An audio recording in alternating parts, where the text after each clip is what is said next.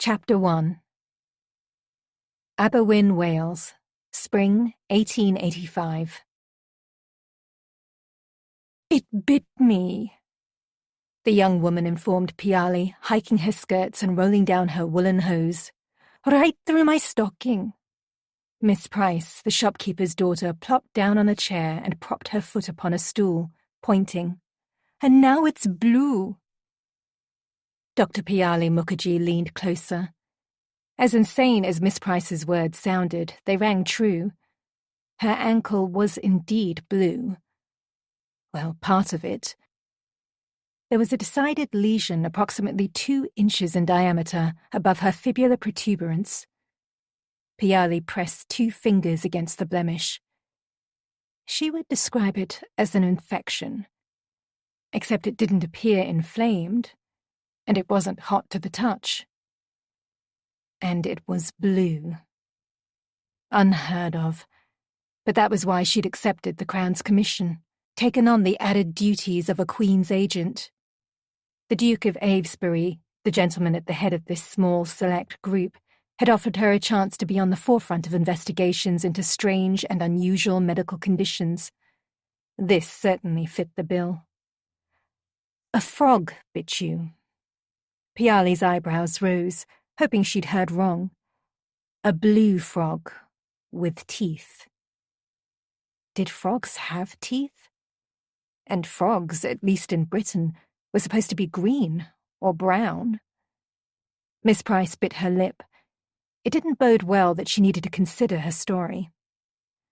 Hoping for an explanation, she looked to the man who loomed beside her, taking up far too much space in the small parlour.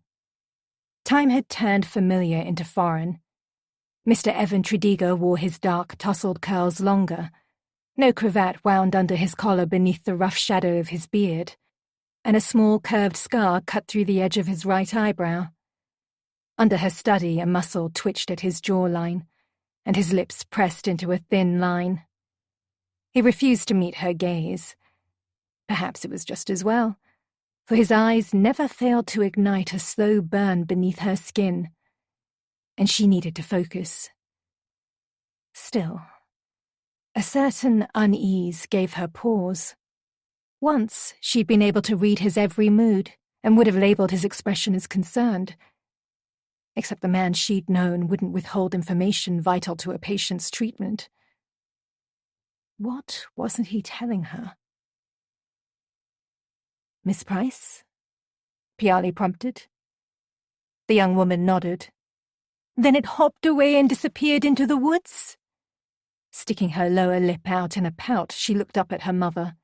"Is this really necessary? Besides, she can't be a real doctor. How can a woman hold such a degree?" With a sidelong glance at Piyali's clothing, her voice dropped to a whisper. "An Indian woman." A real doctor.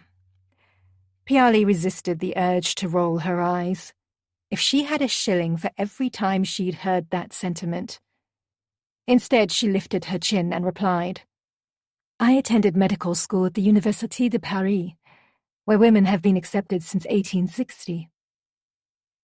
Never had Paris seemed so far away. 4 of the best and worst years of her life. She'd earned her place there by being twice as good as the other students, most of them men. Any who had sneered at her inclusion swiftly adjusted their opinion as she collected one award after another, graduating first in her class. As to the prejudice, she no longer felt the need to justify the traditional clothing she wore. If a person could not appreciate the richness and intricacy of Indian designs, then it was their loss. With an unsteady hand, Mrs. Price patted her daughter on the shoulder and threw Piyali a nervous look. "Lister University's choice of medical practitioner is alarming.